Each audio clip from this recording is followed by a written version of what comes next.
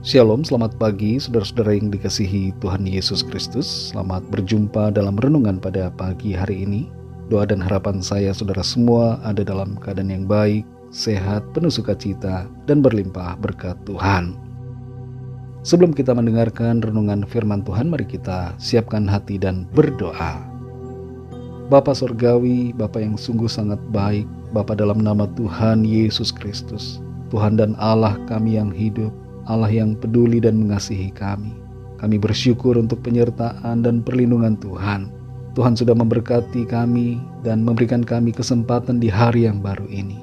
Waktu yang Tuhan anugerahkan, kami mau pakai bagi hormat kemuliaan nama Tuhan. Saat ini kami mau mendengar sabda firman-Mu. Jamah hati kami Tuhan, agar kami mengerti dan taat pada kehendak-Mu. Dalam nama Tuhan Yesus kami berdoa. Haleluya. Amin. Saudara yang dikasihi Tuhan, ayat renungan kita pada saat ini terdapat dalam Efesus pasal 6 ayat yang ke-10. Tertulis demikian. Akhirnya, hendaklah kamu kuat di dalam Tuhan, di dalam kekuatan kuasa-Nya. Saudara yang dikasihi Tuhan, William Benton, seorang tokoh yang terkenal, pernah mengungkapkan bahwa suatu kali ia mendengar teman-temannya berkata, bahwa mereka berharap anak-anak mereka tidak harus mengalami kesulitan atau kesukaran seperti yang mereka alami. Terhadap hal itu, William Benton menyatakan tidak setuju. Menurutnya, kesulitan-kesulitan itu justru menjadikan kita kuat. Kesulitan atau kesukaran mungkin kelihatannya merugikan dalam hal tertentu, tapi di sisi yang lain itu melatih daya juang kita dan menjadikan kita semakin kuat dalam menghadapi berbagai tantangan. Orang yang mau naik sepeda harus rela jatuh bangun. Proses jatuh bangun itu membuatnya semakin kuat dan justru tidak menyerah, bahkan terus berjuang, belajar sampai bisa mengerti bagaimana caranya bersepeda. Dalam hidup ini kita harus berjuang, dan dalam perjuangan itu kita perlu menguatkan hati untuk tidak menyerah dan tidak menjadi lemah. Beberapa penyebab kita jadi lemah dalam hidup dan tidak kuat, diantaranya adalah karena kita terlalu fokus pada diri kita sendiri. Kita fokus pada keinginan-keinginan kita. Kita tidak mau dan tidak berani berjuang. Kita takut dengan resiko yang ada. Kita takut dengan tantangan dan kesukaran.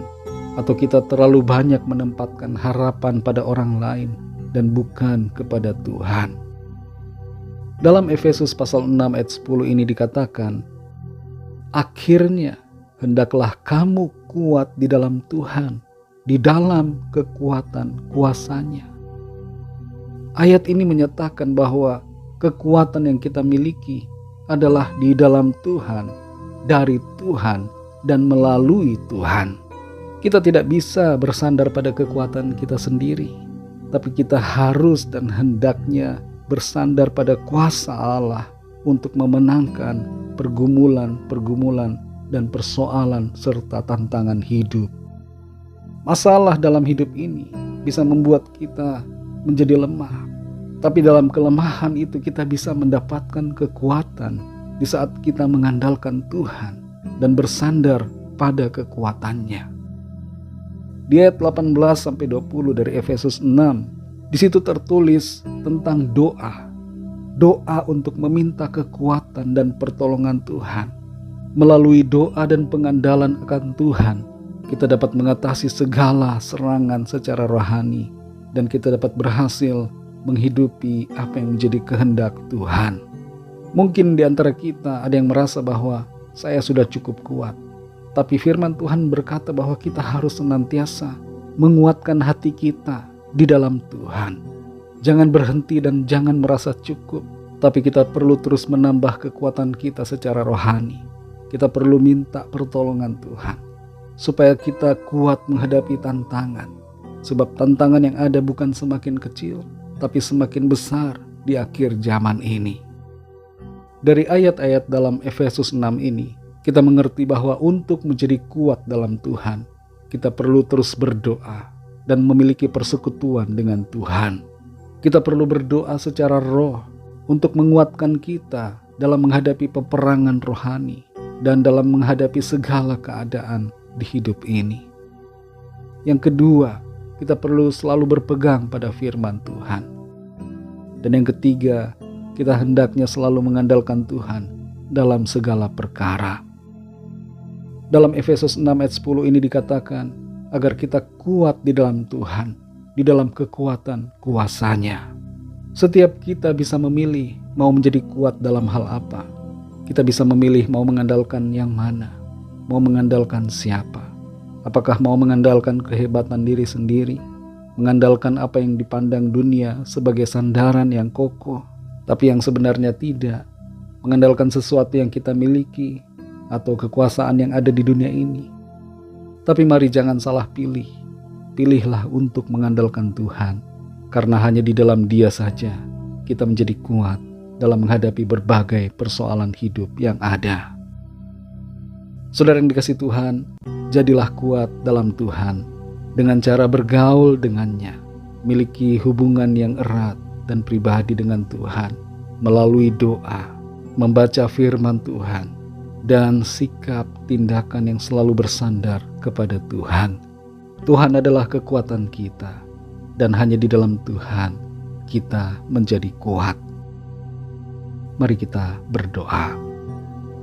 Terima kasih Tuhan, kami bersyukur untuk firman-Mu yang sudah kami dengar, mengajarkan kepada kami supaya kami kuat di dalam Tuhan, di dalam kekuatan kuasa-Mu. Kami sadar bahwa bukan karena kekuatan atau keperkasaan, tapi semua karena kuasa Roh-Mu. Karena itu kami mau mengandalkan Tuhan. Kami mau berharap hanya kepada-Mu. Kami mau tinggal di dalam Engkau. Kami mau kuat di dalam Tuhan saja. Tolong kami ya Tuhan. Sertai kami dengan kekuatan kuasa-Mu.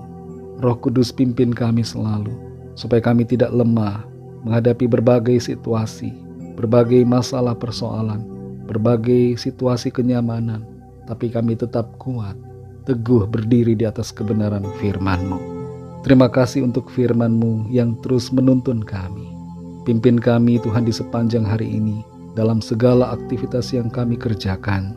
Biarlah dalam semuanya, nama Tuhan senantiasa kami muliakan.